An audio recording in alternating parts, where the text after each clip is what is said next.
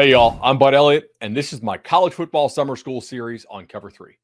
I bring on the team experts from the 24/7 sports staff and ask them the questions I care about. No fluff. Which players will be toughest to replace? What position groups are sneakily better or worse than I realize? We get you the scoop on each team in 20 minutes or less. Let's go. Hey, guys, Bud here. It's summer school on Cover 3 today. We are talking Alabama. I'm going to bring in my friend John Talty of Bama 247. John, welcome to Cover 3. Appreciate you having me. This is going to be fun. Absolutely, man. An absolute expert on Alabama. Alabama.com for the last 9 years. Wrote a book about Nick Saban.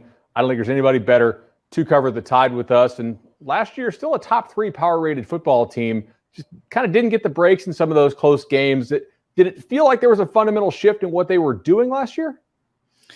I think it's just one of those things where I think for so long, Alabama was so talented and so much better than a lot of these other teams that they just weren't in the kind of circumstances that we saw them in last year as much. There just weren't that many close games that we saw Alabama have to, find a way to pull out. And so I think, last year, maybe just kind of the way that the odds work, they won 2 games that were very close that could have gone the other way. And then they lost 2 games that easily could have gone the other way and they could have won. So a little bit of just, I think, a return back to earth maybe for Alabama, whereas, just previous years, they've just been so overwhelmingly talented that they just didn't find themselves in those situations that often. Big time changes are coming for this offense. Bill O'Brien, offensive coordinator, is back to the NFL. Bryce Young is off to the NFL. Nick Saban brings in Tommy Rees as offensive coordinator, and we'll have a lot of discussion about the quarterback here. I'm curious, though, does it feel like a more of a run game kind of controlled quarterback thing, given who they lost? And I know Reese has his own offense, but from hearing from people, it sounds like for the most part, you come in and you run the Bama offense, and yet I have to feel like the Bama offense that Reese runs is going to be different than the Bama offense that Bill O'Brien ran. Yeah, I think so. I think that I think just in terms of even hiring Tommy Rees, I think is a signal of shifting back a little bit. I think if you look at the incredible run of offensive coordinators that they had, starting with Lane Kiffin and that push into, more spread, more hurry up, more different kind of movement on the line with Steve Sarkisian and Mike Loxley and all these guys. And I think it just might have gotten to be a little too far down the road, where I think you see a little bit of a shift back where they can be more successful running the ball, more of kind of controlling the clock, things like that. And I think that's a personnel thing too, to your point, Bud. I think if you look at, you've got clearly some questions at quarterback, which we'll get into, but some really good running backs. I think the offensive line should be better next year. So I think just the way that they're set up, that's probably a better path to success than trying to, whether it's Jalen Milroe or Tyler Buckner or whatever, try to do what Bryce Young did, because I don't think any of those guys, no offense to them, have the capabilities that Bryce did. I mean, he was just incredibly talented, and they just don't have a star like that on the roster right now. I definitely don't think it's a slight to those guys to say they're not Bryce Young yet, for sure. I do have to ask the question here. So Tommy Rees was at Notre Dame recruiting Sam Hartman from Wake Forest over Tyler Buckner, who he had. And then he goes to Alabama, goes through spring with Milroe and Simpson, and decides to go get the guy that he just got a guy to play over at Notre Dame. If you're a Bama fan out there, what's your level of concern about the quarterback position, given, I guess, the facts as I see them? The facts may be wrong, or maybe the timeline's off, but it was a little curious to me that he went and got the guy that he just recruited over. I mean, but I wouldn't say there was a parade in the streets when he committed to Alabama. I think there was, even when the rumors first started kind of cranking up, I think there were a lot of Alabama fans that were a bit confused, maybe surprised. I mean, whatever reaction that you want to use, just because this wasn't a guy who felt like a slam dunk coming in to start, whether it might have been a Sam Hartman. Obviously, there were some Tyler Van Dyke rumors that were floating around. There were other guys that felt like might have been an option that, of course, didn't end up being that way. And so I think there was just some confusion as to why he ended up being the guy. But, I think if you're going to take the most optimistic look at it, clearly Tommy Rees knows him very well, knows exactly what his strengths and weaknesses are. And so the fact he was comfortable enough to bring him in makes him feel like he at least is an option that could be better than what he sees in that room right now. And, that's another question for another day, potentially, of just why wasn't there maybe a more clear-cut option at the quarterback position, given what we've seen over the last 7-8 years. There was an obvious kind of next guy when a quarterback left. And this year it felt like the most kind of up in the air as to who might be that successor to Bryce Young. For sure. It is fair to point out last year that Buckner at Notre Dame, and I know he got hurt, but Notre Dame's receivers last year, we had some coaches that were on other teams tell us on Cover 3, they didn't really scare us, and those guys didn't coach necessarily at great opponents. And I know Bama's receivers last year were a little bit disappointing. I'm sure the Tyler Harrell transfer they took from Louisville, who ended up getting hurt and is now gone, was part of that. Last year, I felt like Bryce Young worked a lot of magic with a sort of a average Bama receiver room. It definitely wasn't what they had from 2018 to 2021-ish. What are your thoughts on the room this year? Are you expecting improvement? Yeah, I mean, I think that Alabama fans got so spoiled based on having just not only a lot of talent, but there seemed to be that kind of clear top guy. And we saw that run, like you pointed out, of guys who have gone on to be first-round picks. And I think there was this feeling that, well, we can just always have a replacement that will come in and do it. And last year, that loss of a guy like Jameson Williams, who was able to open up, that field of it's a downfield threat, the loss of him was really felt. They just did not have that guy. Tyler Harrell was not him because of injuries and other reasons. Jermaine Burton, transfer coming in from Georgia, I think wasn't what maybe people thought he might be. Didn't feel like he was a lot more than really a third down type option. So you would hope that it'll be better next year. I mean, Ja'Cory Brooks is a guy who I think has the talent to be that top guy and showed signs of it last year, but wasn't consistent enough to be that. And so I think they really need consistency out of that room. Last year, we just didn't see it. There wasn't that real safety net outside of, Cameron Latou at times, the tight end. There wasn't really that guy that you could feel like Bryce felt good about going to over and over again the way he did the year before of Jameson Williams and John Mechie. And so that's going to be a real challenge for whomever takes over at quarterback to find that guy for themselves. If those talented backs have room to run, it's going to be because the offensive line stepped up and improved. And I mean, there's some guys that in high school, and I live here in Florida, so like I got to see J.C. Latham and Tyler Booker quite a bit at IMG Academy. And I thought, like, these guys are not no doubt studs, but they're really, really talented guys. It seems like they're playing a lot. Is it right to feel that Bama's offensive line has a chance to be the best one they've had in a while? On paper, right? I mean, I think and what's been interesting, Bud, is just that I think sometimes they live off their reputation. If you think back 2 years ago, just how bad it was at times. I can remember that Auburn game at Auburn. I think they gave up like 7 or 8 sacks. I mean, there were times where it was really bad. And then they had a great performance against Georgia in the SEC championship game. And then the week after against Cincinnati was bad. I think last year was a bit better than that. But I do think that just pure talent-wise, the guys that you mentioned, I think Seth McLaughlin up front can be really good. I think when he came in at times over the last couple of years was very effective. And we'll see with kind of the battle. But, Caden Proctor on paper, maybe it's not this year, but he looks like a stud, And so if he can work his way into getting playing time, it feels like you've got guys who will be high draft picks on the line. And just, they just have to, step up, really. Defensively, this football team, I'll use the word loses here, Pete Golding to Ole Miss. I know that's kind of painted as a lateral move in some circles. Alabama to Ole Miss is a bit of a step down, and I understand why the move was made there. Do you read into Nick Saban going out and getting Kevin Steele, a guy who certainly is not afraid to challenge him in meeting rooms? And if so, what do you think will change about this defense stylistically?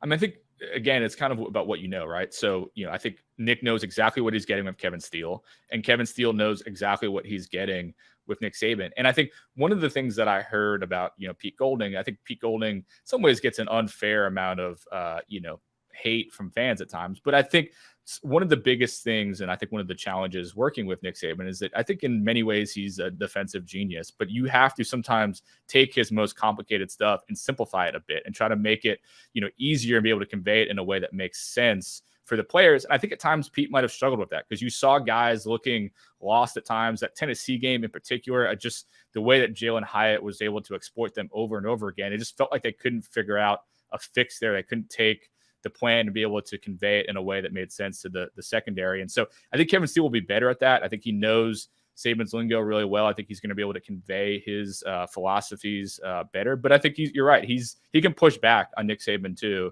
and in a way that I think Pete Golding probably couldn't at times.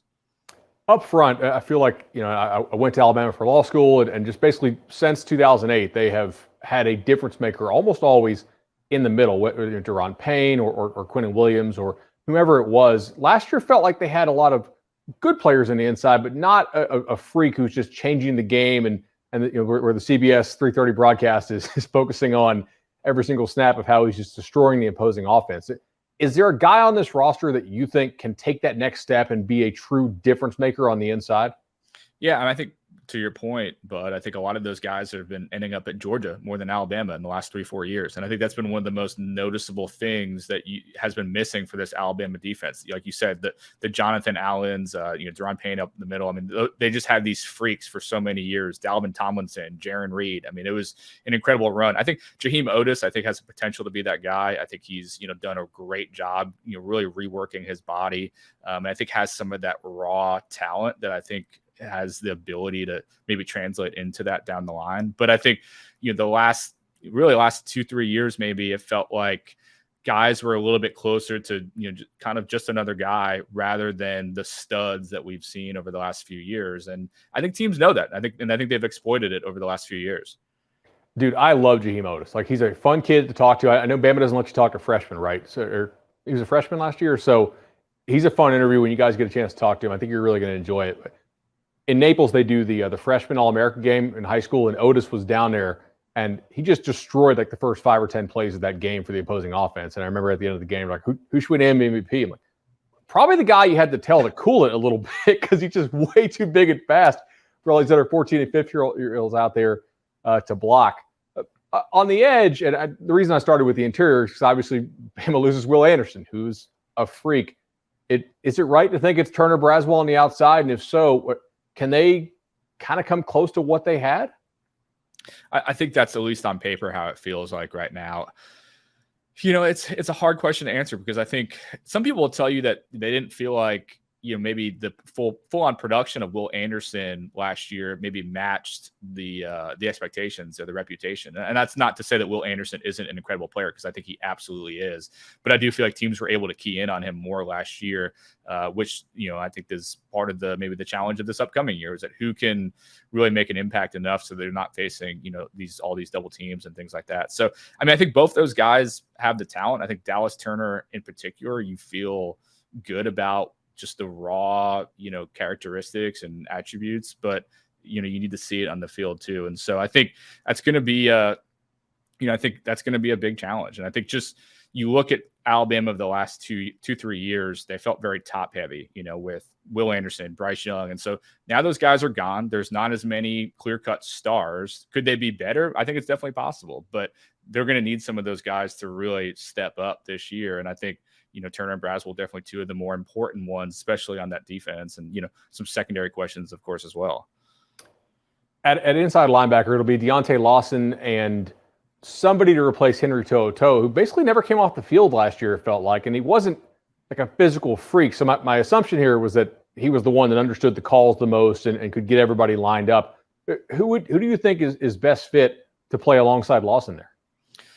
Yeah, I mean, I think that's probably one of the big fall camp questions that I would have. I think there's a couple character candidates for it, but I think that, I think the point you make there is really smart. It's not purely just based on physical talent. It's you need somebody that can really kind of, be that kind of second coach, second, general, whatever term you want to use on the field. And I think Alabama's been so spoiled in some regard, and just all of the incredible inside linebackers they've had over the last 15 or so years. And I think, To'oTo'o had some challenges there. I think, especially the way that inside linebackers have to, have more of a role in pass coverage, that's a challenge. I don't know if he was maybe the most athletic guy in that regard, but I think that's, that might be a lot of the attention will be on the quarterback battle in the fall, but I think inside linebacker and some of the secondary, I think those are the ones that might have an even bigger impact in some regard, even though a lot of the attention will, of course, be on quarterback.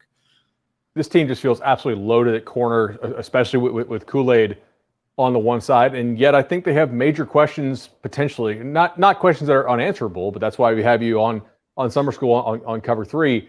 At nickel and at safety. How do you see this room shaking out? I know Bama's recently added quite a few transfers from the portal there in the defensive backfield.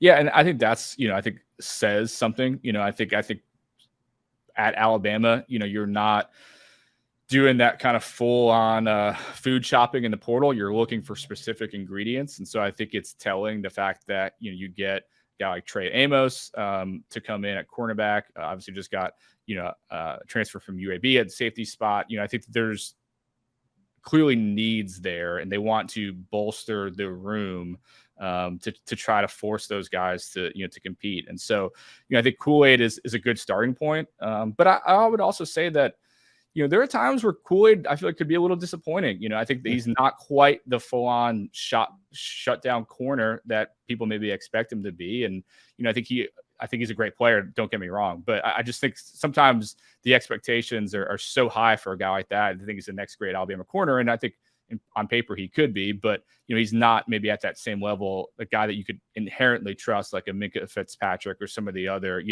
incredible talent that they've had in the backfield in the past. For sure. Do you feel like they're okay at safety? Okay is very relative, Bud. Yep, that's fair. And I think but I mean it's just like you had a guy like Jordan Battle. It's kind of like you had a known quantity. Now, was Jordan Battle the greatest safety of all time? No, but I think you knew what you're getting. But again, I go back to just some of I think Tennessee was a good game that just exposed some of those back end challenges. There just weren't enough fast enough, athletic enough guys to be able to, stop high. I think we saw it in some other games as well. So, I mean, the one thing you can always feel good falling back on is that Nick Saban's specialty is secondary. He's obviously going to spend a lot of time there, and he's going to try to coach them up as much as possible. But I think from a personnel standpoint, I don't know if you feel completely secure yet, is what I would say.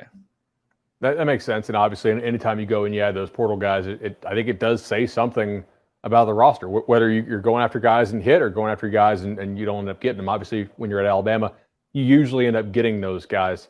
I'll hit you with this.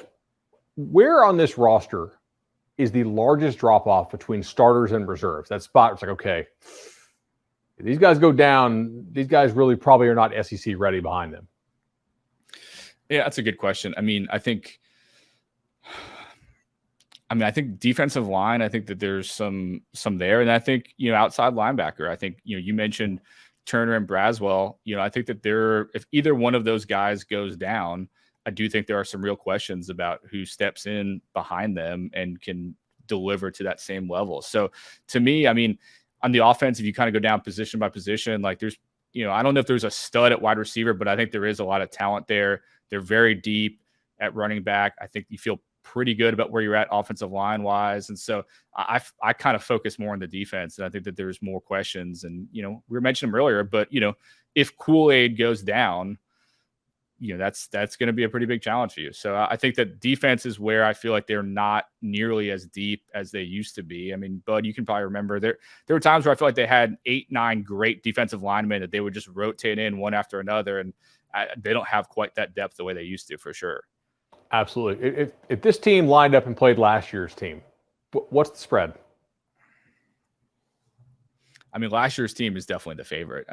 You're more of the gambling guy, I think, than I am. So you tell me what's the early Vegas line? It feels like I had it like 22 -4, but that's because of the quarterback position. If they hit on quarterback, I think like this defense could be better than last year's defense in theory. Right. The receiver room this year could definitely be better than last year's. I think the running back room could avoid a major drop off if Haynes, plays like crazy or potentially, and the offensive line could be better, right? Like you lose Cohen.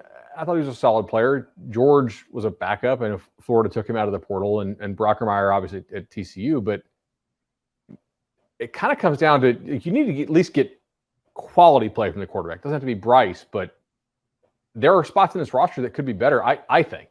But no, I agree. I think the hard thing to sometimes quantify is just how many times Bryce seemed to bail them out of bad situations where there was nothing there and Bryce just found something at the last second or was able to do a spin move or whatever. And they got some pretty incredible quarterback play where I felt like they just did not have a lot last year. So, I do think there's definitely the potential as a team that they are better. And I think they can be better in multiple positions. But like you said, if the quarterback play takes a major step back, this is a team that's going to be in even more tight games than they were last year. And it's at the end of games, you trusted Bryce to win. He didn't win them all, but you felt like if this guy has the ball at the end of the game, he's going to find a way to win or put up some points. Do we feel that way about any of their quarterbacks right now? No. And we'll find out in the next couple of months whether they have that kind of comfort level in them. John Talty, Bama 247. Welcome to the team, man. Appreciate it.